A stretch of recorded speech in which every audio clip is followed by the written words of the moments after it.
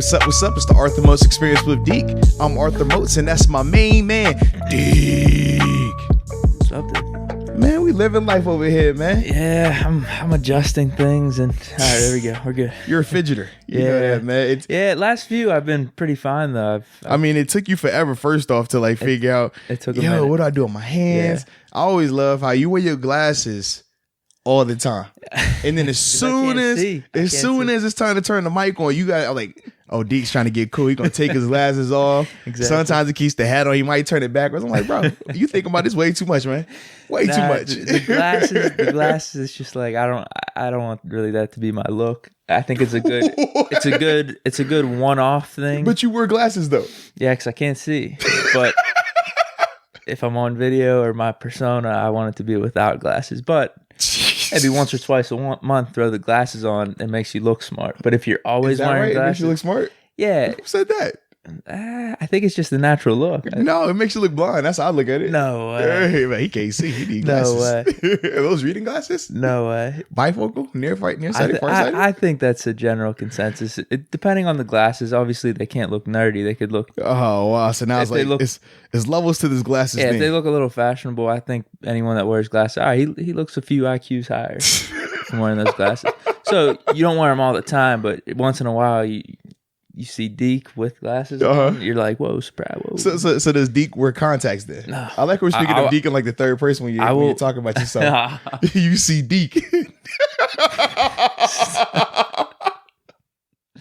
It ain't like that. Maybe it is. I don't know. So does Deke wear contacts? Does Deke wear contacts? Just ask me. You can ask me. No, I want to ask. I'm talking about Deke. You know what I mean? I'm asking you about Deke. Deke is like a persona. I feel like, man. I am Deke. Like this is what you get. This is, you know what I mean? It's the whole thing. On so and off Eric wears the glasses though. No, I do. It's just it's all together. It's the same. Deke wears them like every so often just to look smart. Right. Well, it's both. Eric wears them every day. It's both. I mean, I've even done that out in public. I swear to God, I've done that out in public though too. All right. Where I'll be at a bar or something, or just out and about, and I'm just like, yeah, I'm gonna take the glasses off. I don't really like the look. But no, I don't wear contacts. I just don't like the thought of trying to put something in my eye. Okay. I've read horror stories where I don't think this would be the case for me, but people that have done that and almost forgotten they have the contacts in, and they keep putting contacts in, and then there's this contact layer that builds up and it messes up their eyes. Yeah, that's not good business. No. So I've just never really wanted to mess with that. Okay, fair enough, man. I like it, man. So now that we're done with this Deke glasses, no glasses, real quick, no contact. Do you need to get something off your chest? No, I was just curious. No, because you were ranting a little before we got on the mic about. We've already talked about it on the podcast, the CBA, but there's new wrinklings that are coming out. Is there anything that you just want to get out there? Because I think we were just kind of laughing at the fact that we're starting to see just people in general. They do what is best for them. Yes. Not what's best for the whole. Right. Not what's best for the group. Not what's best for the league as a whole. It's just, how does this affect me personally? And I was telling you off the air that as a retired guy, I get both the alumni emails, but I still get active player emails as well. It's like a cool little vibe I got right now, right? Yeah. It's cool. So when I look at my alumni emails, and as it pertains to the proposal of the CBA agreement, they are like 100%, yo, this needs to get done. I mean, anybody who doesn't want to vote for this, like, you're selfish, you're dumb. Like, I just don't understand it. Like, this is what we need. And when we're talking about the alumni, not in my group, because I'm a part of like this current CBA. The guys in this group are pre-2012, pre-93 CBA guys. So the previous two ones, not counting the one that we were just currently in from 11 on. And obviously their benefits were a lot different than what my benefits are. So with this proposal, it'll make their benefits really good. Now, it still wouldn't be to the point of like how mine or this current group is now, but it would definitely be a substantial boost. So they are all for it. Man, come on, dude. Look at the benefits they're going to give us, the increase in money, some of this, some of that. Man, this is great. This is why the NFL is so awesome. And look at the owners looking out for their guys. I'm like, really? For real? This is what we're talking about right now. So I'm like, okay. And then, like I said, they say, man, I hope these young guys, these current guys don't mess it up for themselves, man. They don't know what they're doing. Hope they're not selfish, man. Think about us guys who had to pave the way before you. I'm like, all right, okay. So then you see the minimum players, right? Minimum salary guys, years 1 through 3 guys typically, right? And they get the biggest boost, the extra 100K on their minimum salary. Oh, they absolutely love it. Oh man, how could you not want to deal with this? Man, it's an extra 100,000 in my pocket. Man, we not worried about nothing, man. The extra 100K could go a long way. I was like, oh man, here we go again. Because when we're talking about the longevity of the league, are these minimum salary guys that are getting the extra 100,000 gonna be the long term? No. The average career span is what we talked about, 2.5 years. If you're lucky, you get to 3 years.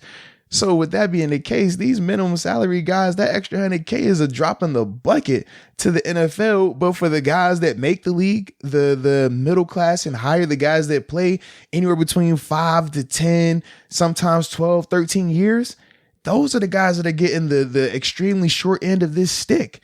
In terms of, like we talked about, the health insurance and how that's not being adjusted, in terms of the added risk in terms of adding a 17th game. Also in terms of the lack of preparation because of the shortened training camp and the different obligations that they've put in terms of restrictions on practices that are padded in preseason games.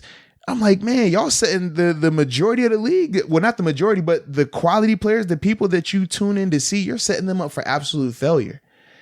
But once again, it doesn't benefit, the younger guys per se, because they're looking in a short-term spectrum. They're looking at the fact of, man, I'm just trying to make it to a year or two. It could, though. It could definitely affect them because the goal should be to play as long as you can play. Just, long term for the league even. Yeah. The success of the league will help you depending on where you're at, no matter what. Yeah. You know what I mean? You want that to be successful. So even if you are the retired player, if the league keeps going, the league's a great brand, and like you said, the star players are getting the recognition.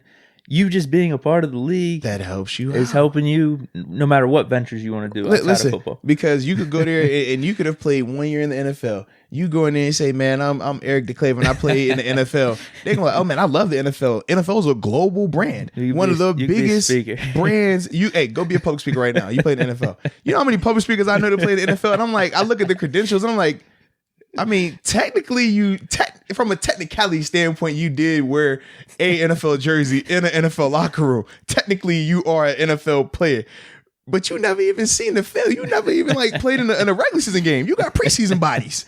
You don't even got no NFL you ain't got no NFL body on you, and they out here making it, man, doing what it do. I'm just like, this is crazy.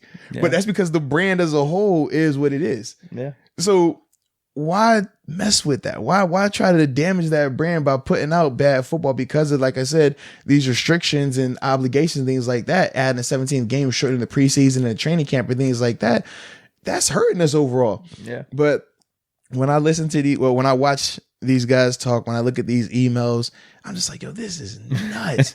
And then it throws me off because I can see the dysfunction. It's almost like a civil war within the PA where you got the players going at the president of the NFLPA, going at DeMaurice Smith. DeMaurice Smith is saying one thing, hey man, this is a great deal. I anticipate it getting done. And then you got your middle class to your star player saying, man, this is a trash deal. We hate it. And then you got the young guys who are like, man, should we go with DeMaurice and get the extra 100K? Or should I side with my veterans who actually have been in this league a little bit and know something? And then you got the retired players. And they got the retired. They're just in their own whole faction over there, man. The owners got to be loving it. This is exactly what they're trying to do. Hey, man, I look at it like politics, right? Obviously, you got the different primaries and stuff going on right now, and you look at how they talked about, oh yeah, man, when multiple candidates dropped out, that helped this guy in terms of Biden. It helped him get all these votes in because now you weren't having to split your votes multiple ways. Then you look at Bernie, and it's like, man, he having to split votes with multiple people because they won't drop out right away. And he's just like, this was happening right now with this NFLPA, baby. These dudes are just kind of like, hey, man, we all love this. We're all going to roll with this right here. It's like, no.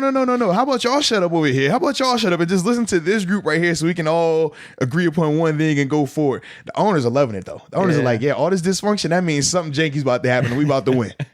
This is what it is, man. Man. You got too many Chiefs, not enough Indians. That's what they always say, right? You got to have somebody that's willing to follow the lead, man. Right now, everybody wants to be the leader, man. Everybody wants to get their voice heard. But the problem is you're separating that player union. You're separating the players and what they can do as a whole versus if they're trying to do and just look out for themselves. Young guys trying to look out for themselves. Older guys trying to look out for themselves. Veteran players trying to look out for themselves. DeMar's trying to look out for himself. It's too much chaos where the owners are in it. They're like, hey, look, this is what we're doing. I don't care what anybody else talking about. We know what we got. Yeah. Yeah, man. Damn. That's interesting, though. That is interesting. Yeah, man. I hope you feel better. I don't. Because I ain't want to talk about it. Oh, my bad. It's cool. My bad. It's cool. That was Deke. See, Deke take the glasses off. He can't read the signal. I was like, all right, Deke, we going there then. My bad. Let's do it, Deke. My bad. Well, either way, I think it was interesting. You gave me the inside scoop. It was, man. I appreciate you, man. I definitely appreciate you. I thought it would have been a cathartic thing. Oh, word? Oh, yeah, that's what I thought, but damn. All right, I could dig that, man. I could dig it. So, now can we proceed? 100%. You sure? You just let me know. If we could proceed, I'll go ahead and hop on to the next day. You know what I mean? My bad. I mean, because Deke, I ain't. You know what? Since we being transparent in here, I'm gonna stop my computer right now because first off, what? I just realized that through all this chaos of your glasses and this CBA story and all this stuff, I didn't get a chance to look out for myself. Since we talking about self-promotion, since we talking about being a part of, what's best for me. I ain't even bring my book over here this time. Self-promotion. Since we're going down that path, you know what I mean? Yeah. But that just shows we're different. So we're not worried about the self-promotion. But if you were interested in purchasing the book, it's Most of Your Life. It's God's Becoming a Person of Impact and Inspiration. That's if you were trying to do that. It'd be right here. It would be right here. And I think the fact that it's not here, it makes us talk about it it's indirectly like that. So I'm just throwing it out there.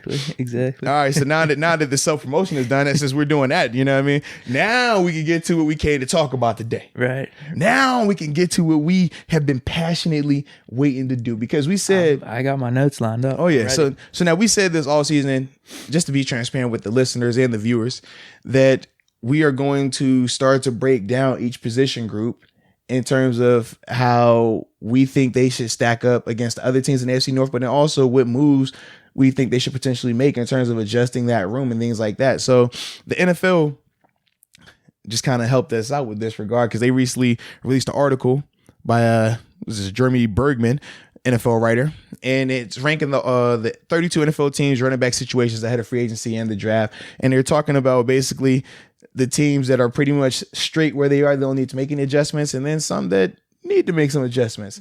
So to start it off, the first team that they talked about in the AFC North, this is the stay gold pony boy category, meaning that they don't need to touch anything. Yeah. The Baltimore Ravens. They said, obviously, they set the record for team rushing in a single season with 3,296 yards. It was spearheaded by their league MVP. We already know who that is, Lamar Jackson. And then they talked about Gus Edwards as well, a young guy who came in and had success. We already knew Mark Ingram, 1,000-yard rusher, Pro Bowler as well. And they basically said, man, if it ain't broke, whoop, whoop. Basically meaning we ain't got to touch nothing over there. Yeah. So when we talk about the Baltimore Ravens, first off, just looking at their top three backs, man, let's see. Lamar Jackson, even though he's the quarterback, right, I still put him in that category well because he led their team in rushing. Yes. He's a beast. He's very dynamic. Yes. 1,200 rushing yards, 7 touchdowns. We know Mark Ingram, like I said, 1,000-yard rusher, 10 touchdowns, over 5 yards a carry, which is insane. And then Gus Edwards, their third back, over 700 yards. Yeah. And he averaged 5.3 yards as well per carry. So, I mean, very dynamic group from top to bottom, I felt like. Mm-hmm. As we saw, they took the league by storm pretty much with this rushing attack, especially in a day and age where everybody is so pass happy. This was very different. And, I mean, I think it surprised a lot of people. I think we can all attest to that. And Lamar Jackson balled out. He was on one this year. No, definitely. And if we're talking about that category, I think everyone can agree there's really not much that needs to be done. I mean, I think they could even get away with not having Mark Ingram if he got hurt for an extended period of time, and it's just Lamar Jackson and Gus Edwards out there. Just due to the fact how the offense is set up and what Lamar Jackson can do and how that'll mess up the defense no matter what running back is out there. Very true. So, yeah, I think that's a good category for them, for sure. Now, the next team out of the AFC North that they had in there were the Cincinnati Bengals. Yeah. Now, they said in this part right here, little worked for Zach Taylor's offense. We know he was first-year head coach.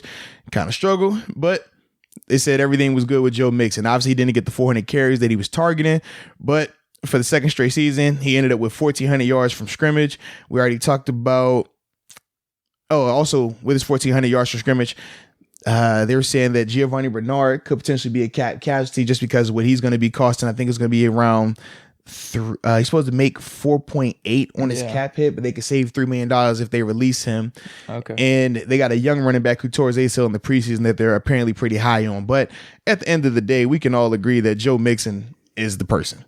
I mean, when you looked at his numbers last year, and we talked about how that was a abysmal Cincinnati Bengals team, he still had over 1,100 rushing yards, 5 touchdowns, average over 4 yards per carry behind the Bengals line that we talked about was pretty bad all year, especially when their first round draft pick ended up not even playing last year as well. Yeah, that's interesting though, because obviously he's a top tier running back, but for the Bengals as a whole, under the Stagel Pony Boy, I feel like you got to make some moves though. But see, I looked at it like this: if this was 3 years ago, Le'Veon Bell's our running back, do you care who's behind him? If you're the Cowboys and you got Zeke, do you care who's behind Zeke? Before Todd Gurley got hurt, right? When Todd Gurley was Todd Gurley, did you care who was behind him? And I think that's the same sentiment with Cincinnati, because I feel like Joe Mixon is in a top 5 running back in the league type conversation. And I think that's what makes it different. Whereas like with Ingram, with Baltimore, he's not that, you know what I mean? Him and Gus Edwards combined are really good, but they don't touch the type of caliber player that Joe Mixon could be. That's a good point you brought up, because I don't think Mixon in general is probably viewed as top 5 in the league. Because of where he played. Yeah, if he played in any other market, if he played in Philly, if he played in New York, even if he played in Pittsburgh, I think you would hear about him so much more in terms of him being an elite running back. Now, the thing that I feel like he's done such a really good job of overcoming, you remember he had the big scandal coming out of Oklahoma where he had the altercation with the young lady in the restaurant, and that was like the biggest knock on him. I mean, it pretty much was destroying him, his character and things like that. But I remember that first year of him playing, which was my last year in Pittsburgh. I mean, no matter how much we wanted to like get at him a little extra and stuff like that, because like, I mean, it wasn't cool what he did. It's just like, dude, he's a beast. Like it's one thing you're like, oh man, you gotta send a message. It's like, all right, good luck. You could see it early on then. Yeah, absolutely. Yeah, because obviously there were a lot of comparisons with him to Le'Veon. Yeah. He was wearing the sleeve like him and everything. So there was some dissension there. And we would all say this though, it was like Le'Veon was our guy. We were gonna ride with Le'Veon because obviously Le'Veon was the more polished and more finished product in terms of, you see the productivity. But we said there's things that Joe can do that Le'Veon could never even dream of, in terms of both have make you miss ability, but Mixon got that gear. Mixon can go. He can get that house call 50 and out there. We knew Le'Veon just doesn't have. And that's what we were all just kind of like, yeah, I'm glad we got him while he's young right now. We're gonna talk mad smack and back Le'Veon while he's young, but we was like, in a couple of years, this dude's gonna be a problem. And as we can see, I think if you're picking running backs right now, you would probably take Mixon to be on your team over Le'Veon. Yeah, right now, absolutely. I think you would. Yeah. That's tough to say, actually. That's tough for me to say right now. Well, I mean, I understand. We already talked about how you talk, man. Anytime it's a Steeler that touched your heart, you always be biased, man. We know this. I think objectively, most people could say that, though. It's a strong possibility. Not even close. Well, I'm sure we'll get into at some point, probably more towards the summer, whenever we do like running back rankings and stuff. So I'm excited for that. Absolutely. Absolutely. Because I look at it like this.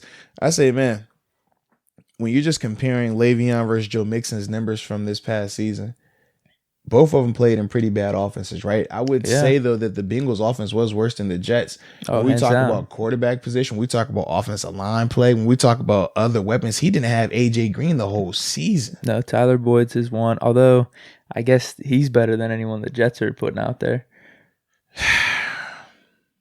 Sam Darnold's better, though, although he was hurt for a little bit. Yeah.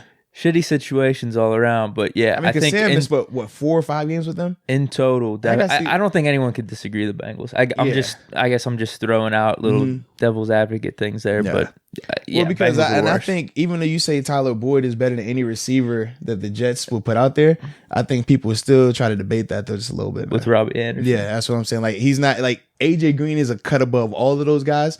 I don't know how they necessarily view Tyler Boyd in terms of a cut above in terms of Robbie Anderson like that. Just if we're talking like from a debate standpoint, like I feel like that's a lot more debatable than if AJ Green's out there. It's like, man, I don't care who you put out there receiver for the Jets. Y'all have nobody that's in his conversation. I could see people thinking that Robbie Anderson might have more upside than Boyd. Yeah. Because he's coming into free agency and there might be a team with some money that's willing to take a chance on him, hoping it could be almost Emmanuel Sanders situation for them, where he's done pretty good production for the Jets, but bringing him into our system that he could really flourish. Well, imagine you put him with a more polished, more established quarterback as well. Darnold we talked about how he flashed. Like, sometimes he looks really good, sometimes he looks really bad. And then obviously you talk about the big chunk of time he missed with the mononucleosis.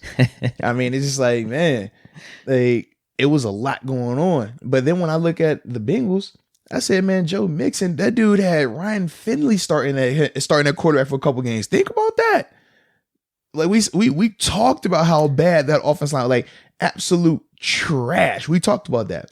And I don't know who else they had other than Boyd out there. I'm trying to think. Oh, I mean, no, yeah, because I would say Eifert, he's nowhere near what he used to be, and then their second tight end, which would have been Tyler Kroft, they didn't trade him, but he left in free agency to go to Buffalo. So they had really no one out there like that. Mixon. Yeah, the offensive line was beat up a little bit, and like I said, I mean, they drafted Billings and I think it's Andrew Billings or whatever in the first to come and help shore up that line, but then he doesn't even play this year, so it was just a lot that transpired for them. But I look at Joe Mixon, I'm like, man, you knew going in that that's the guy you had to stop. I looked at his situation the same as Saquon's situation with the Giants. And I looked at those two dudes and I said, man, they're making something out of nothing.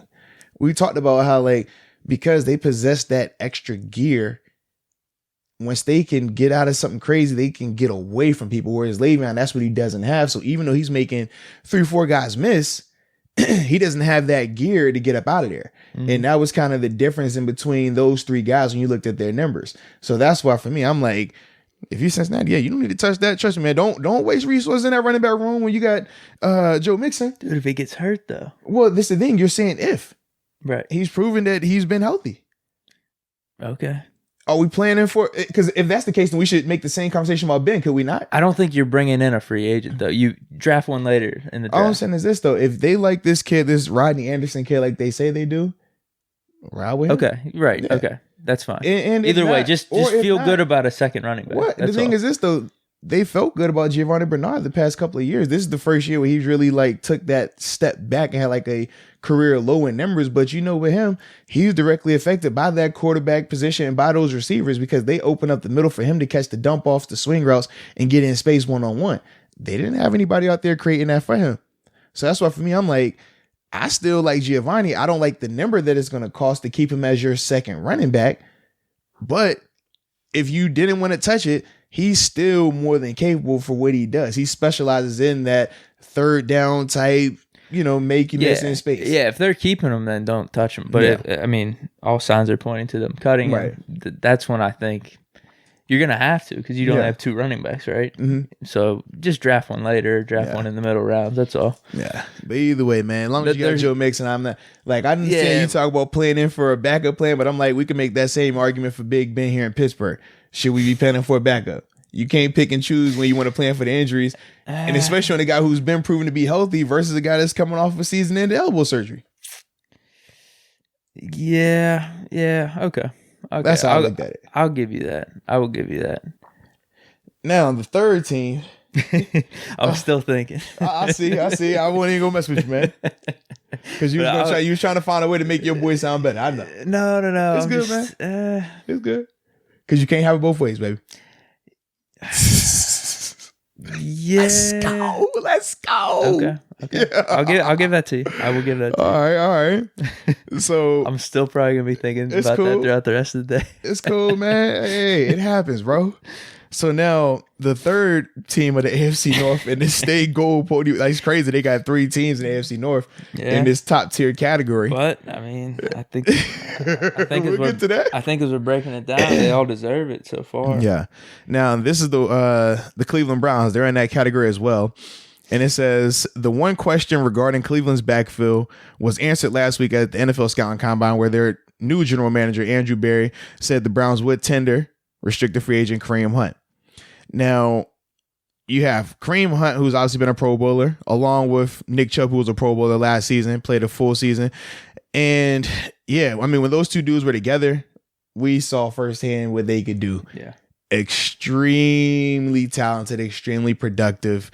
In particular, when you look at Nick Chubb's numbers, almost 1,500 yards on the ground rushing. Yep. 8 touchdowns, over 5 yards per carry, which is insane. Even Kareem Hunt, even though he played 8 games, 43 carries, 179 yards, 2 touchdowns, but he was still averaging over 4 yards a carry as well. And he was nice in the pass catching. Absolutely. Absolutely. And that's another element that he brought to the table. When I look at those two dudes, I mean, by themselves, they both are top 10 running backs. Yes. And we've already seen that. We've seen what Kareem Hunt was doing when he was in Kansas City. And we've seen, obviously, what Nick Chubb could do even last year when he should have had 1,000 yards rushing. Oh, yeah. And that was in limited playing. They didn't really start giving him the rock until, 5-6 games into the season, I think, from what I can remember. Absolutely. It was some more time, yeah. It was more like middle of the season thing where they transitioned to Baker and then Chubb started getting the carries. Yeah. He killed it because he had over 5 yards to carry that rookie year, too. So both of those guys, like I said, individually can prove that they're top 10 running backs. Yeah. But now when you put them together, I think the biggest thing is trying to figure out how do you, I don't want to say divide the carries up evenly, but how do you make sure you're using both of those guys adequately? Yeah. Because they both have proven, like I said, to be successful. They've shown in games this year, in big time games this year, that they can get the job done, whichever one you want to ride with. And for me, I like how they should, and they are in that top tier category in terms of running back pairings, because we talked about the depth, right, with Cincinnati. You said, man, you need a number 2. And if you want to keep Giovanni Bernard, okay, cool, or you want to draft somebody. These two, I feel like, don't have the same top tier or they don't have the same ceiling as a Joe Mixon, right? But I feel like them two together as a whole are up there. Yeah. And I think that's the thing that makes them unique in that regard. So here's my question then. Someone listening, whenever you say the ceiling on each of them might be lower than Mixon. Yeah.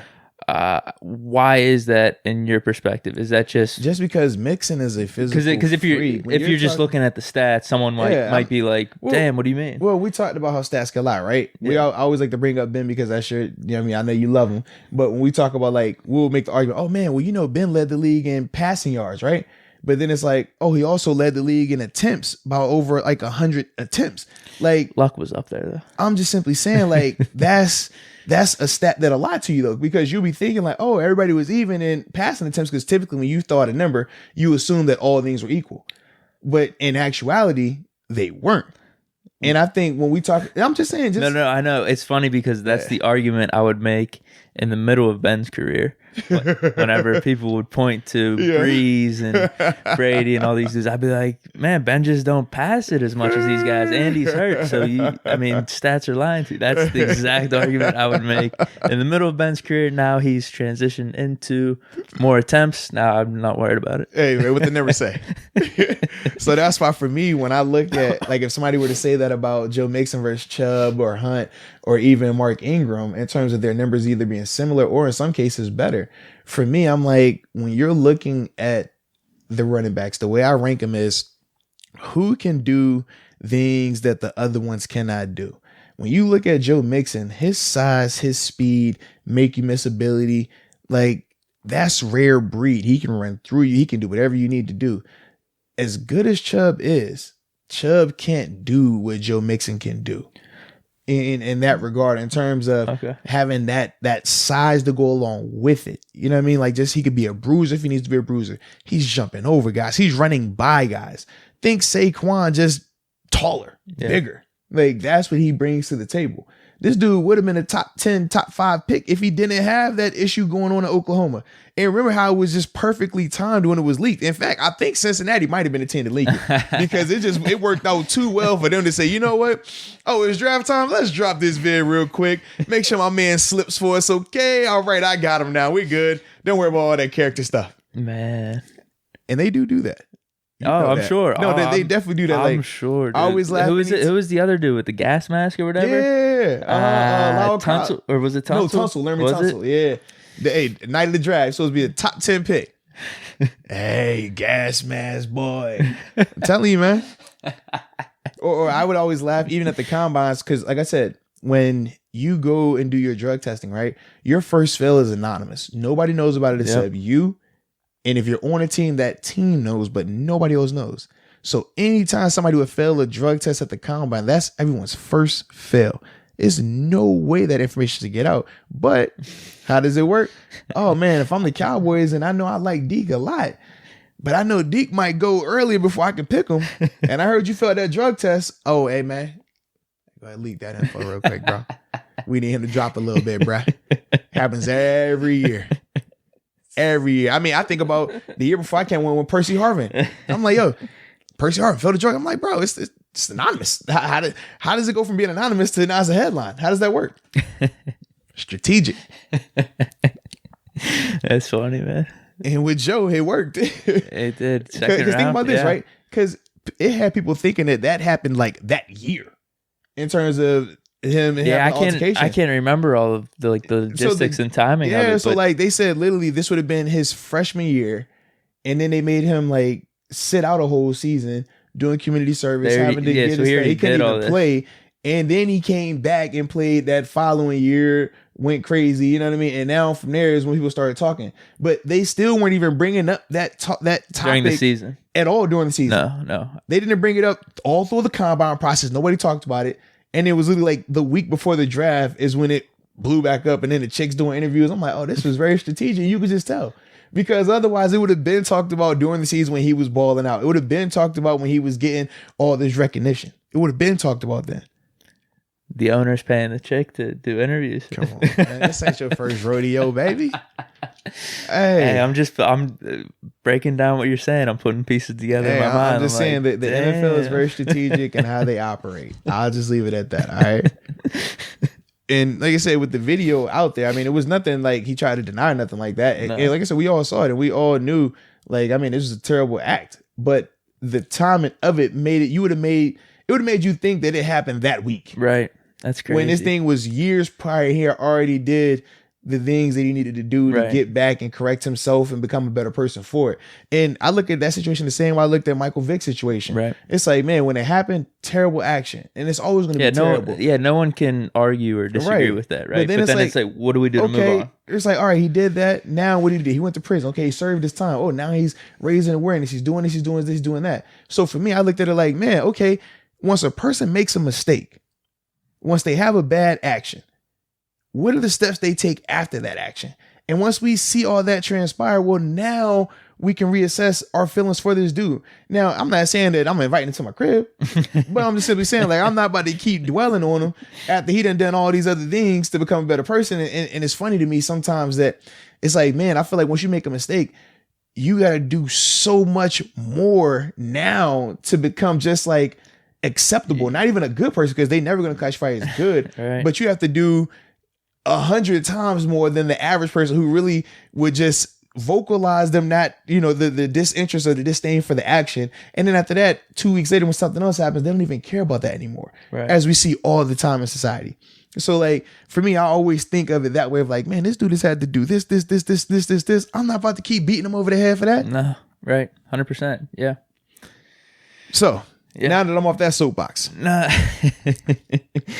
Well, again, interesting. It's interesting stuff to talk about. Yeah, but ultimately, the way we started in terms of talking about like what would make you or what would make me say this guy is better than these two dudes, even when their numbers could be similar or better sometimes. And that's ultimately what it stems from. Gotcha. Understanding the talent, understanding the capability of this dude and what he can do. He can do things that those other three guys in the AFC, in terms of Kareem Hunt, Nick Chubb, and Mark Ingram, could never even dream of. Interesting. He just needs a better situation then. Oh yeah, man. It's all about the market too. Because if you're in Dallas, think about how many times a Cowboy could be an average player, but because he plays in Dallas, he's talked about like crazy. Right. Think about how many times you see average guys in New York. I mean, they talked about Eli for years. You would have thought Eli was the better. You would have thought Eli was Peyton the way they talk about Eli sometimes because he plays in the New York market. It's all about where you play and the hype that you're surrounded by that makes you get either blown up a lot more or you just kind of ride under the radar, man. Yep. Stats help too. Oh, yeah, just because, like, if your offensive line's good and, but the capabilities of that player might still be a little less. But yeah, like we're talking about the surrounding talent, et cetera, could bump you up even more. I like it. Now, this third category, because we skipped over. So you had stay goal, pony boy. That was like the top tier category. The next category was much to think about. Okay. Had teams like your Buffalo Bills in there. No, come on. You know what I'm saying? Also had your let's see who else is in there. Oh, your Indianapolis Colts were in there as well. Yeah. But then they got a lot in the stay goal. I'm scrolling through. Yeah, I'm telling you, bro. Stay goal pony boy. Yeah. A lot of running back situations. Wait, they got the Redskins? Yeah, I'm telling you, bro. No, that's just wrong. Oh, so what did they say about the Redskins though? They have him in the stay goal pony boy. I'm just saying, what did they say about him though? I don't Adrian Peterson and Darius Geis. Yeah, but Geis is hurt. Not now. He's coming back.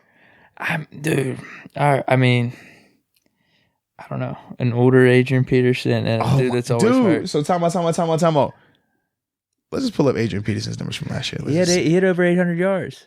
So that would have pretty much led our team in rushing. I know. You could have put our top two running backs together. He's still gonna have more. Trust me. I'm not hating on Adrian Peterson. What you saying then?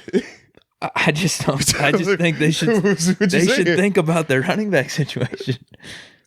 Keep Peterson, but I don't think this. If Darius Geis plays a healthy season, dude, he could be a problem. Okay. That's all I'm saying. And I looked at it the same way with Le'Veon, right? Remember early on with Le'Veon, I remember the first year he had the foot thing, right? Missed a lot of time. Came back the next year, played. Wednesday he got hurt again. Dude, and then no. He still got hurt though. He was still hurt because I can tell you for a fact. I remember the knock on him. No. Dude, how you going to tell me? I was his teammate. No. Listen. His first 3 years, people were saying he cannot stay healthy. Didn't he get hurt? It was at the end of the season though. Bro, he played the full season. Listen, he got hurt my first year in Pittsburgh would have been 14. He got hurt in the Bengals game, right? At the end, it was the last game. And then the following year, right? It was like week 3 or 4 versus the Bengals. He gets pulled down. I thought you were specifically talking about the second season. I'm saying in his first 3 years, he was hurt more time than he was healthy. And people were saying, man, he's good, but he can't stay healthy. And he got hurt in the Bengals game again. The third year. So what I'm telling you is the same thing they saying about Darius Geis. That's what you're saying about him. No, but, and he can be in that caliber. That's what I'm trying to tell you, man. Bell's rookie year, though, he played 10, 11, 12 games. And then the second year, he played a full season. Bro. That's all I'm saying. Geis hasn't played a full season at all. Bro. Or won over 1,000 yards. Oh, my goodness. What? You're funny. What are you looking something up? You're funny, man. All I'm simply saying is, bro, you disrespecting that man. Who? Geis? Darius Geis. Absolutely, bro. I might be right now. You are. But you don't watch the Redskins like that, bro. I don't mean to. It's cool, man. I don't mean to. You do. No, I don't. This is what you do. No, dude. This is what you do. We know this. I just know the stats aren't there, and he's been injured. That's all. Bro, how many seasons has he played right now? So just 2. I hope the best for him. You sure? I just don't think the Redskins should be really confident in their running back room. That's all. That's interesting, man. But maybe. Well, my question is why? So why were you confident in the Steelers running back room then? I'm not. No. I'm not saying this year. I'm saying when Le'Veon was going through all that. Why were you confident then? Why was I confident? Well, we had D'Angelo Williams as a backup. No. D'Angelo came in 20. He wasn't here my first year. He was what, 15?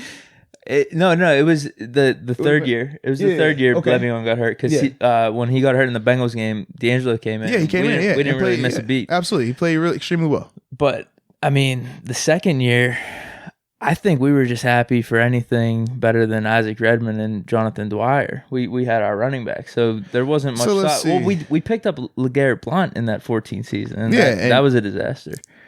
So right now it's saying Darius Geis played 5 games in 19. When was he drafted? Dude, he didn't play his rookie year. He got hurt before his rookie preseason, year. Yeah. That's what I'm saying. So how are you coming at this man like that right now? That's what I'm trying to figure out. I'm not coming at him. I'm coming at the Redskins. Like, maybe think about your running back group. Think about the running back group. What? This is crazy to me. This guy only played 5 games, and you have Peterson that's more on the tail end of his career. More to tell him who combining our top running backs, he's still outrushed by himself. No, that's fine. With no help. Here's the thing. If you want to go with Peterson as your starter next year, okay, then that's fine. Okay. Or even split the carries with Geis. You should still think about maybe bringing in a future running back in case Geis gets hurt Geis again. is your future running back. That's what I'm trying to tell you, man. But okay, you're funny, bro. Okay, I just think it's something to think about. I don't think. Right.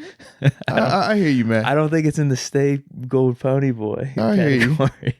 I hear you. Because if you're thinking that, I mean, what's his history telling you? He's hurt a lot. So you hurt a lot. It's been 2 years. God, dog. What are we talking about? He's been hurt a lot. It's been 2 years. I think they should draft a running back in the first 3 rounds. It's been 2 years. That's all I'm saying, bro. You are funny. How you want to manage the carries in time for this year? You are funny. So let's see. Le'Veon, his first year, 13 games. Obviously, he played the 16. We talked about in that second season. Yes. 6 games after that. Then he had 12 games in 16. Was that a suspension though? That was a suspension here, right? It was probably only 2 games. Maybe the other. He missed time. 2 were hurt, maybe. Yeah. So each of those years he was missing time because I tell you that was always the knock. Hey man, he either smokes weed. That was the one thing. He smokes weed and he's always hurt. When they were talking about why you shouldn't pay Le'Veon, that's all I'm saying. So don't just go down this Darius Geis, man. You got to be looking to replace him already, man. Because he can't stay healthy. Like, bro, 2 years. I just named you. Trying to think. It's just something to think about. I'm looking right here. No. We got a full year yet. I say you give him a chance again. No, you didn't say give him a chance yet. I don't know. Yeah, I did. You said taking a running back in the first 3 rounds? That's not giving him a chance. What? So if you draft running back in the first round, that's giving him a chance? What, in the first round? It's saying like, hey, let's see what happens. Not at all. Stop. It's competition. So you know what? So then why didn't competition? So why didn't they keep Josh Rosen in Arizona when they drafted Kyler Murray in the first round? That's a good point. That's all I'm saying, man. Stop it, bro. 3rd round then. We'll say 3rd round. Stop it. I do think it's something to consider. I don't think they'd be wrong for doing that. No, hey, man, it's all good, bro. No, it's all good. Dude, he's played 5 games. It's all good. He's played 5 games. And you got Adrian Peterson as well. I wish him the best, and I wish those 2 the best. It's all good, man. Their rushing situation is a lot more stable than ours right now. Randomly, I'm going to be paying attention to the Redskins running back situation this I don't know why you haven't been. They got AP over there. AP the ageless wonder. No, I know what he's been doing but you can't if you feel like they need to adjust their role. The year before he had over 1,000 yards, and then this year he magically got over 800. Magically? So now your AP it is magically now? Oh man, AP is AP. It's nothing magical about it. I know how good he is, dude. Clearly you don't. Listen, the year he had the 1,000 yards, I was drafting fantasy for my one buddy. I was retired, but he was like, I'm going to be out of town. Can you draft for me? I drafted Adrian Peterson for him. So I believe in AP's talent. Trust me.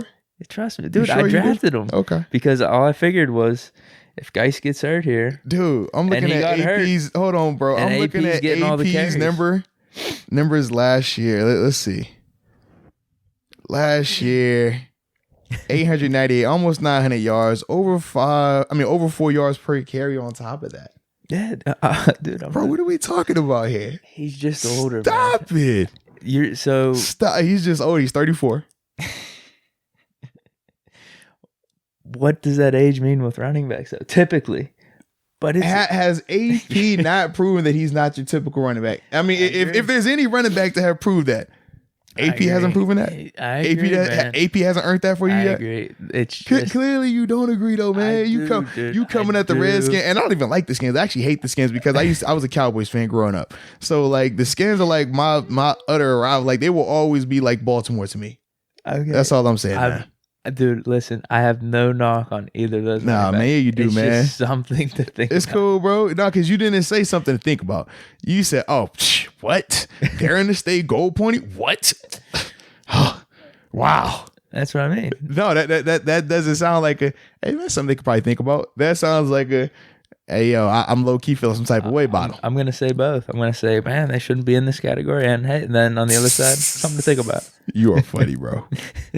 That's all I would say, man. You are funny. So, in the much to think about then, right? We got more. Team, you said the Bills, Lions, Colts. Man, I mean, are they like ranking these or what? Because no, they break them down into which team should be in that group, and then they alphabeticalize after that. Okay. Yeah. But do we want to skip through all, because they got what, like 7, 8 teams in this? Yeah, man. It's a got lot of talented teams there. I just didn't know you felt some type of way about another team, like how you just did with the Redskins out of the blue. You never know. I wasn't planning on that. Are you sure? Okay. I wasn't either.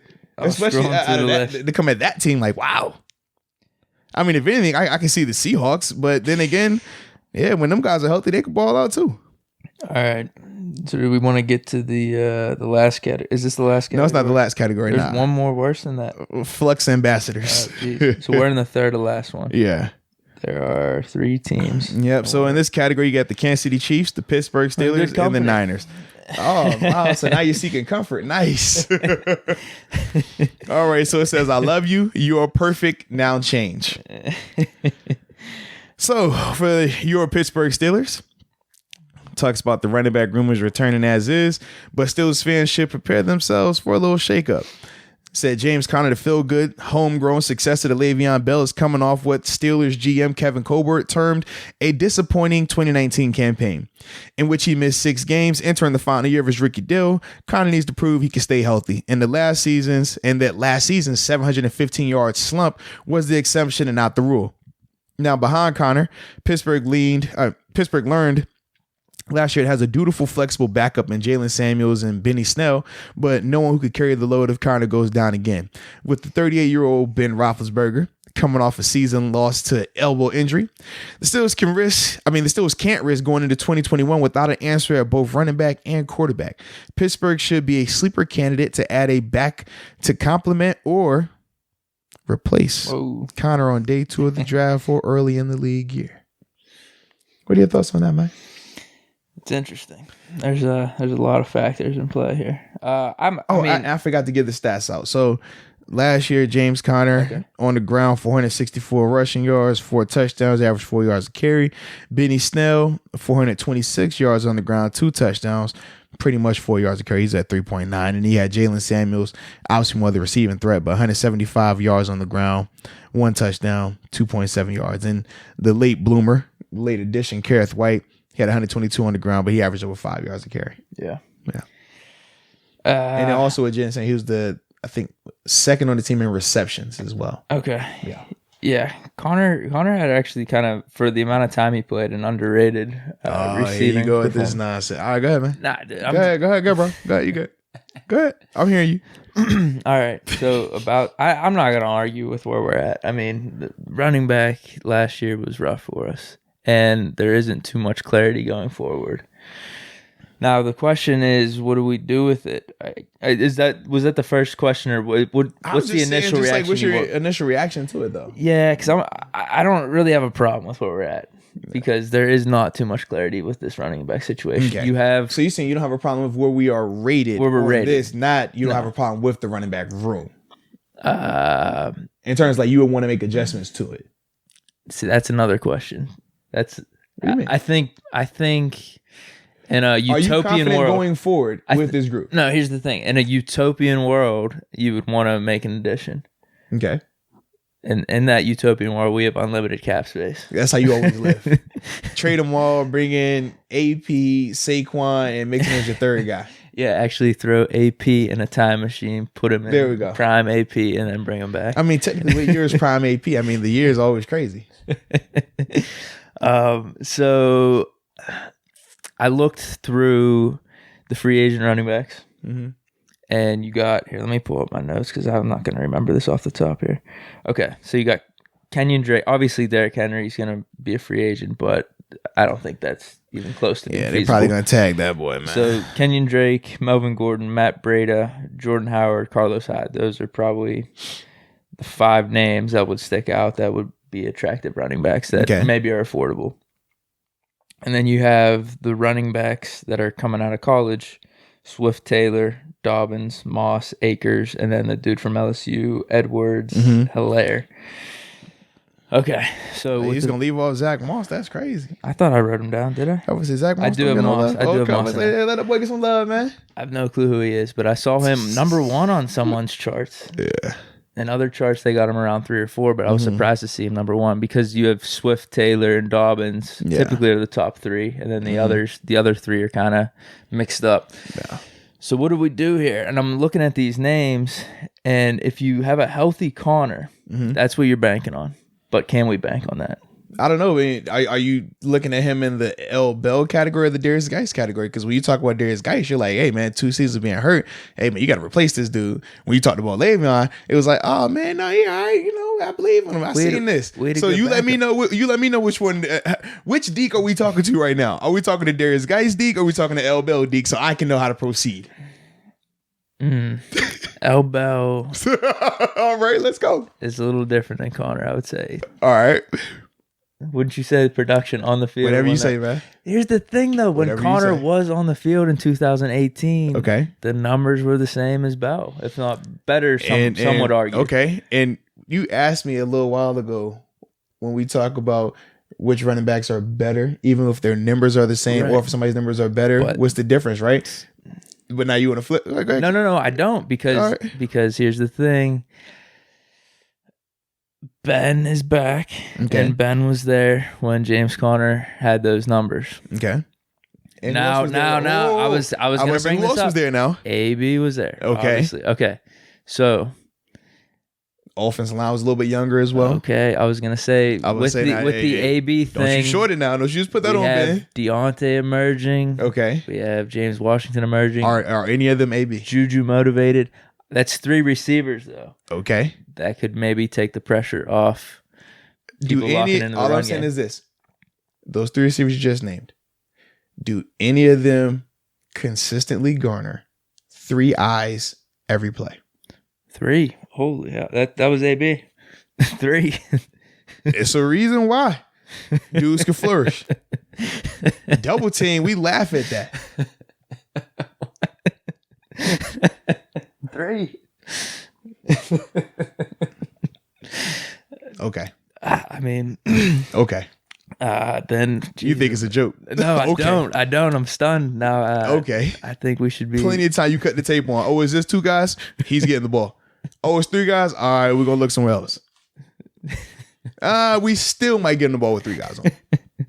I don't think it's a joke. I don't remember you ever saying 3. Bro. Now I'm like, whoa. Bro, we've seen the 2. I know you've said a lot of attention. Every time he's getting 2, but you better believe he's going to either have a safety coming over there, eyes on him, a linebacker over there, eyes on him, every time. So you're saying the guys we have every time coming into this year, they don't not even 2.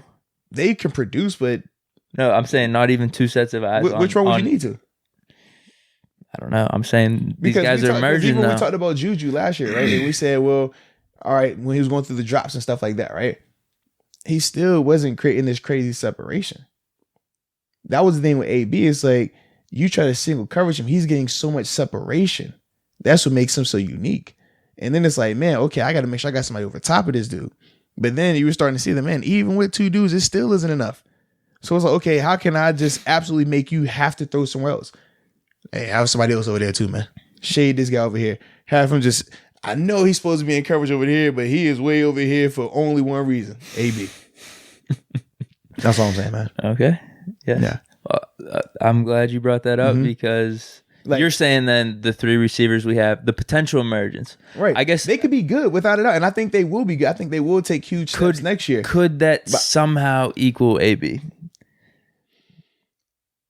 The only reason I think no is because this, like with AB, the reason why it would be so just it's just crazy to think about. Because it's like wherever he's lining up, you already know the defense is stressed out over there. So now you're getting so many more favorable matchups. And then when you had L Bell coming up the inside, you had to have eyes on him because you knew 1-on-1 he's making that guy miss. So even with James is doing it a little bit, right? Especially that first year. But we haven't seen him do it to the level that L Bell was doing it. So even with that, it was just kind of like, man, we still got to worry more about Juju right now than we got to do James. Whereas when it was L Bell, it was, oh, we got to worry about AB, we got to worry about L Bell. Those are two we got to stop. Whoever else, hey, man, y'all can do what y'all do. And I think that's the difference right now. They're not worrying about James saying, man, we got to make sure we got two eyes on him. We got to make sure we got this on him. No, they're like, dude, we like us 1-on-1 versus you. It's 50-50 right now. With L Bell, it was never 50-50. It was 80-20, and that's on safeties. And I think that's what we talk about the difference. So numbers-wise, sure, absolutely, yeah, he was getting the numbers. I equated it, honestly, and it's no disrespect, like I equated it as, we talked about like guys who get garbage time numbers, right? Whereas like, hey man, technically everybody's still out there playing, but the impact isn't the same. When I looked at how James, he's matching versus a linebacker, it's like, all right, cool, like you're supposed to win that. But if a team really focused on taking you away, like you wouldn't beat, you would disappear in that regard. Whereas with L Bell, how many times have we seen the highlights where they got, oh my God, what's the boy from Cincinnati with the dreads? You talking about Perfect? I said, no, not the linebacker. It was a safety to have one. Oh my goodness. And he always got the video of him like Nelson mushing him like something nasty. Ioka. But either way with that, it's like you would see they couldn't match up linebackers on him. You had to account multiple bodies to him or multiple eyes at least to him. And that's the difference when we're talking about, well, yeah, man, could Deontay, could James Weston and Juju, could they attract that type of attention? Could James Conner attract that type of attention? I personally don't see it. If I'm playing defense on them, if this is my defense, none of those guys make me say, dude, we got to have at least 2 eyes, at least 3 eyes on this dude. Nah, because they haven't proven enough consistently yet. So even if they do it as a whole, and as a whole they have really good numbers, it still is going to be more of a challenge to move the ball on that, because as a defense, you don't have to get crazy in your schemes. Whereas with a guy like AB or Julio or some of these top flight running backs and receivers, you have to, or we typically run this defense, or we always say we have to like bastardize it, like do one-offs for this particular team, for this particular person, because there's no way you can run your regular style defense, regular style calls and expect to stop this guy. Okay. All right. So with all that being said, then you have the free agent running backs that I mentioned. In my opinion, I don't really think any of them stand out over James Conner. Okay. If James Conner's healthy, I would take James over any of those guys. Now, do you believe he can stay healthy? That is definitely the question. So then you have Samuel and Snell, which I don't know. You're not completely confident they can be the number one guy and take over the load. Snell, you kind of hope that, but you don't really know based off everything we've seen this year. So that's definitely a question mark too, then, if we're talking about James Conner's health. Correct. If he's going to be healthy or not. So if he's not, then these are the other two guys that we have. Now, if you look at the rookie running backs I just listed off, do you think any of them have the potential to be a Le'Veon Bell, Joe Mixon, to be better than Conner, that will attract that type of attention? Because I think that's kind of where we're getting at then. What the Steelers would need at running this back. is the thing. I mean, are there some guys at the cap of that? Sure. Are we going to be in position to draft them? I don't know. I don't think they have a lot of those RBs going in the first round. I think they have them going late, second round. A lot of mocks have us taking one of those guys. Have us looking at Dobbins. Okay. Dobbins or Akers, yeah. Okay. But now are Dobbins and Akers in the same categories like a DeAndre Swift or Jonathan Taylor? I don't know. That's kind of what I personally don't think so. Okay. But the best running back was Etienne, and he decided to go back to Clemson this year. Okay. Yeah. But here's the thing. I mean, we got Le'Veon in the second round. Well, no one knew Le'Veon was going to be Le'Veon. Let's not act like we said Le'Veon was Le'Veon when we were drafted by Michigan State, because that wasn't the case. Well, you could tell though rookie year, dude, he definitely made an impact. No, you knew he was gonna be good. You would not know he was gonna be a Le'Veon. Stop that. I know, 100%. Because I'm saying, like, when we're looking at these guys, I'm saying to myself, okay, who's the Saquon of this draft? Who's the Ezekiel Elliott of this draft? We're not drafting. That's in the what I'm first saying. round. Yeah. So that's what we would need over Connor. You're saying, right? So I'm like, so drafting a dude in the second round, you don't think it's going to be that much of an upgrade? Well, when I say upgrade, this is how I look at it. Is the dude going to be young legs? Typically, young legs equate to fresh, equate to health, equate to him being able to play a full season, explosive the whole time. Technically, yes, then that's an upgrade. Is this dude going to have more speed over Connor? We know Connor isn't a blazer. Okay, sure, these young guys are faster. But the flip side is, okay, are these young guys up to speed in terms of their blocking capabilities? Are these young guys up to speed in terms of their receiving capabilities? Are these young guys up to speed in terms of their ball handling? Like, it's a lot that you're going to have to be asking yourself, because we talked about how this team has other things they need to fix, right? So where is your biggest priority? So wherever your biggest priority is, that's where you got to go early in the draft at. Mm-hmm. And I don't know what Kevin Colbert is doing in terms of, do I need to go running back first? Do I need to go tight end? Potentially wide receiver. I've seen some even mock is taking an edge, taking a pass rusher. Yeah. Just because okay, this could be a one and done year for Bud Dupree, and then he's hitting the market. Yeah. So you don't want to be hoping and wishing that you could draft a guy in the first round next year or early next year. So that's another thing I've already seen. Yeah. I think those are the two positions really, running back, tight end. What was the other one? Outside linebacker. Outside linebacker. No, there was another one that you mentioned though in a previous podcast. What are kind of the big three? I think it was receiver. I think you said receiver. You said tight end, running back, and receiver. When I say think of that receiver, kind of like whichever one you want to go. I look at receiver as less of the priority, just because you have more proven, or I guess more productivity in those rooms compared to the tight end room right now and the running back room right now. But think of that though, that we're in a really good spot. Oh yeah, absolutely. In terms of defense, we have pretty much everything set for this year. And then even offense, I know I mentioned this before. I feel good if we didn't have a draft, we didn't have free agents. Okay. Just going in with what we have. Good enough, at least. But that's solely because you believe that Ben is coming back to be like this elite guy. Yes. Well, the names are there too. The talent's there. You're just almost kind of names are there. Yeah, Juju, Deontay, James Washington. Dude, what?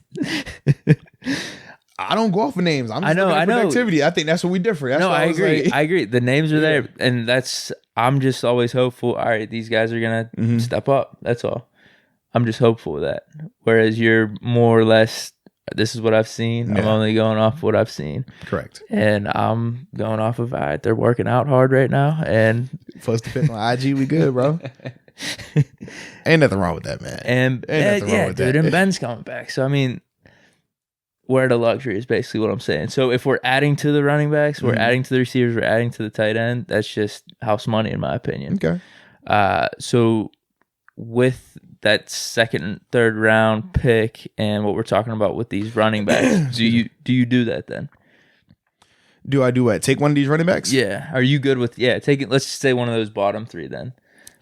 Like Cam Akers, the dude from LSU, Moss. Yeah, I wouldn't mind it just because it's going to bring competition into that room. I think. But you don't see them as a Saquon right off the bat. They could develop into something like Le'Veon. I think those dudes that we're naming, they could definitely develop into a top tier running back. But as of right now, just because I understand like how difficult that is to come in and be that guy. Those are like once in a lifetime generational talents, which is why they go top 5, especially as a running back. If you're going top 5 as a running back, like that's freaky. Yeah. And like I said, Le'Veon developed into that. Now, the biggest thing with Le'Veon was him understanding to lose the weight. That was the biggest thing. When he did that, everything changed for him. Yeah. So when I look at those running backs, I'm like, even if you're bringing them in now, I look at it for the competition element of it. That's going to push James Conner to either rise up, and if he can't stay healthy, well, now you don't have to worry about it. You already have his successor. It challenges Benny Snell, makes him have to compete.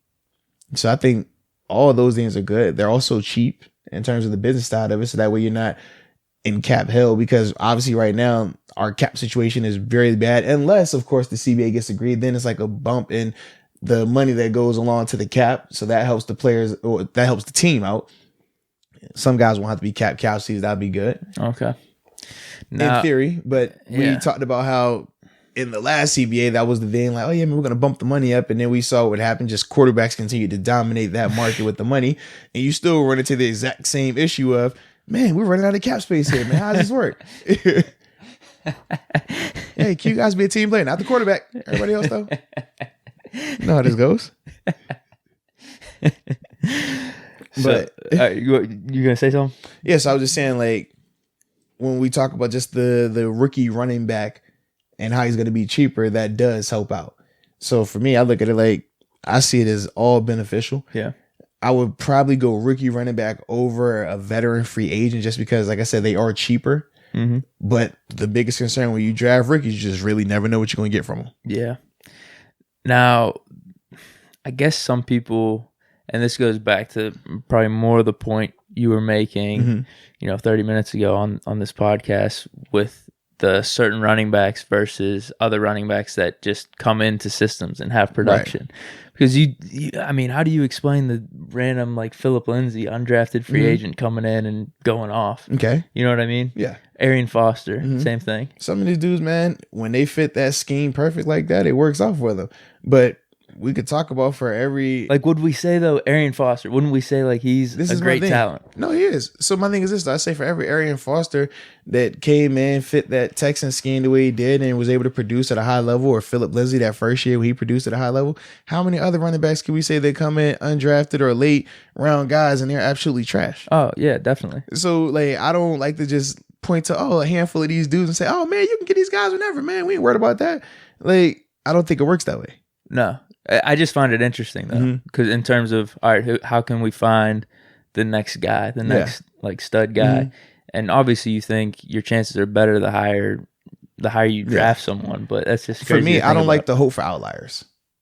Gotcha. And when I look at Arian, when I look at Philip Lindsay, when I look at some of these undrafted guys or late round guys that have come in and wowed people, those are outliers because more times than not, those dudes don't produce like that. Yeah. We can go down the list if we really want to go down of any running back taken in the 5th round or later, 5th round or undrafted, like that group, and see how many of those guys have developed into Pro Bowl seasons or All Pro seasons.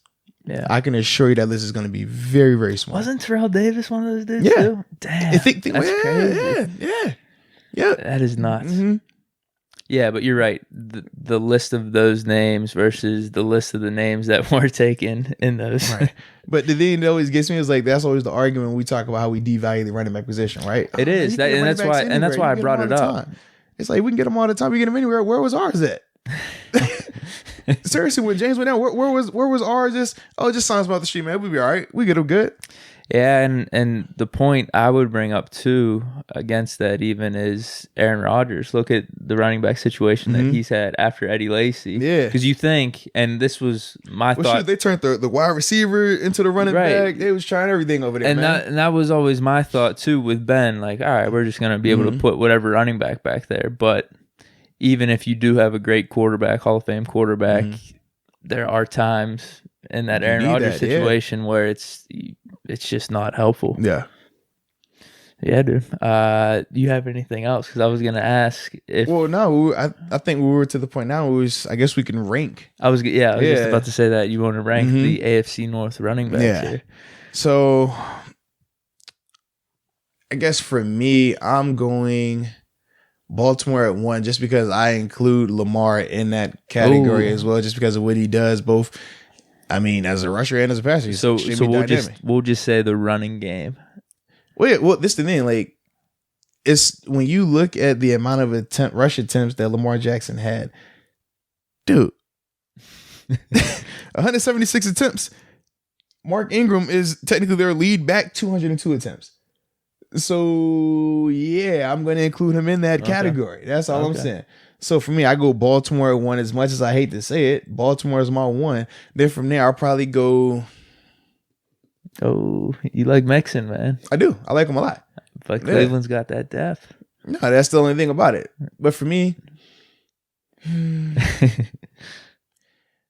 I'll go Cleveland just because they have the better situation around them. So they're going to be able to produce a lot longer. Whereas Joe in Cincinnati, I mean, now if Joe Burrow comes in there and that cleans up some things for them, that can change drastically, and you can expect Joe to go ahead and demolish anybody out there.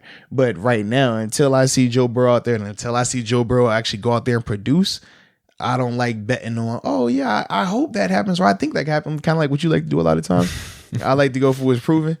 So in that case, I know Cleveland's offense is going to at least be average at best. I mean, average at worst, excuse me. Yeah. They got a quarterback. They got receivers. They got pieces. So that equals a lot better situation. And you got to think a full off season, knowing that Kareem Hunt is going to be able to come into the season from day one and play the whole time, and not him having to come on at the end of the year. You trying to adjust and move pieces around to make it accommodating for him and Nick Chubb. So I'll go Cleveland 2, Cincy 3, and then I got SF4. Yes, I am with you 100% on all that. Yeah. For all the reasons you stated, actually, too. Yeah. So I'm definitely with you. Now, the thing that's crazy, I was thinking about this before we recorded, is that if you rewind it back a year, I think there could have been an argument to be made.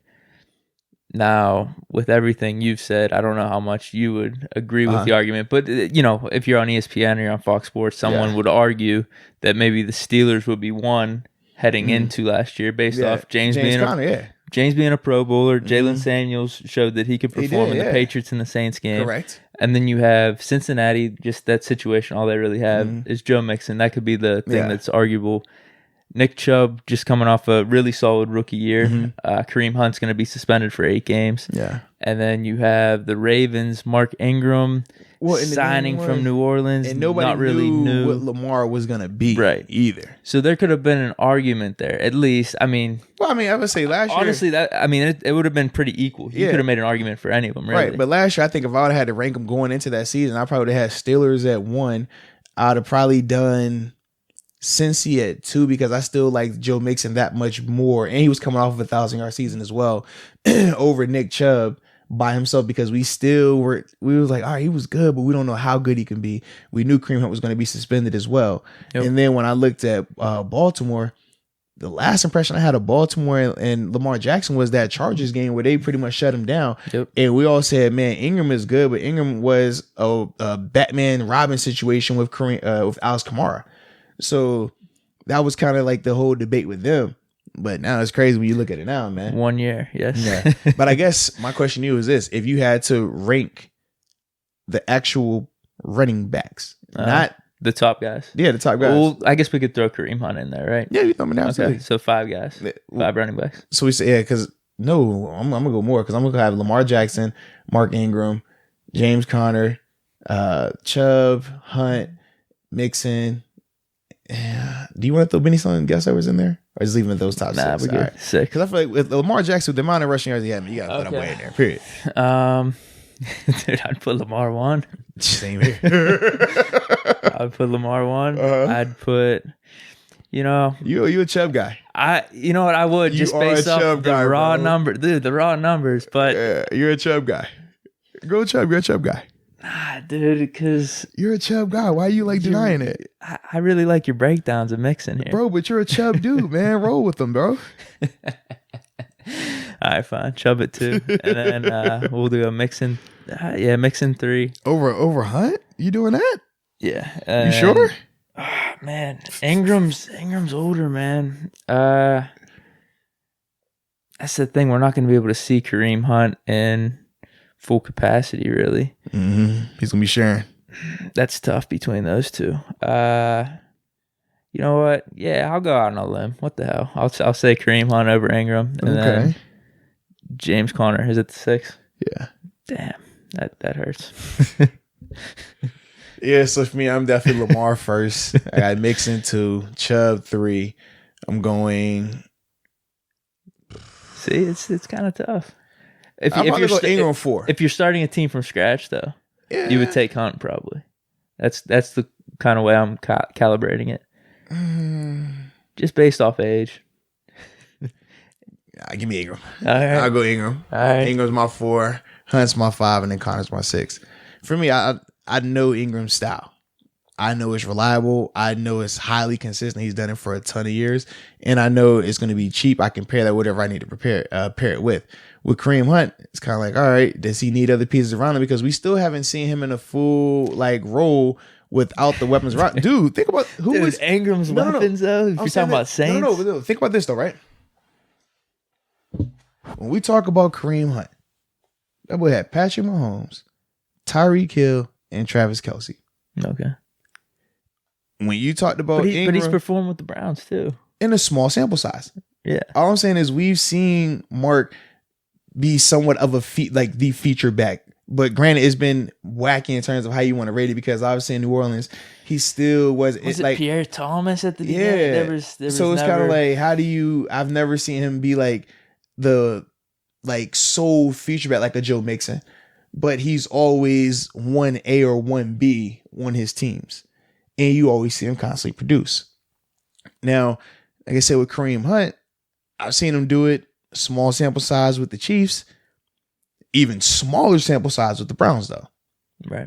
So that's my biggest thing. I'm just kind of like, I'm more projecting. Though. Yeah, and that's what you do versus what I do. Like you like to hope and wish and fairy dust. For me, I'm like to say, hey man, what's proven? Let me see it. Here's the thing. Sometimes that works out. It's a win. It's a win-win when you're talking about the Steelers. Oh God. It is, because if you're projecting hope and positivity and it comes true, then you're a hero. You could say, like, listen, I predicted this and this happened. If it doesn't happen, it's just kind of like no one's gonna bring it up because no one wants to talk about it. Interesting. Okay, I'm learning then this hope and wishing and positive. But it is truly positive spewing.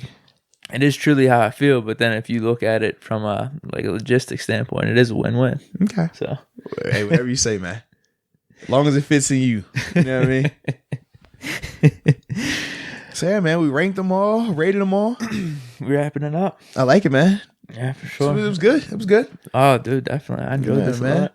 So now, man, we got to go to the next position. We'll figure it out. Yeah, we'll chop it up. And as always, we appreciate the listeners and the viewers. Yeah, definitely. Appreciate you. Until next time. Peace.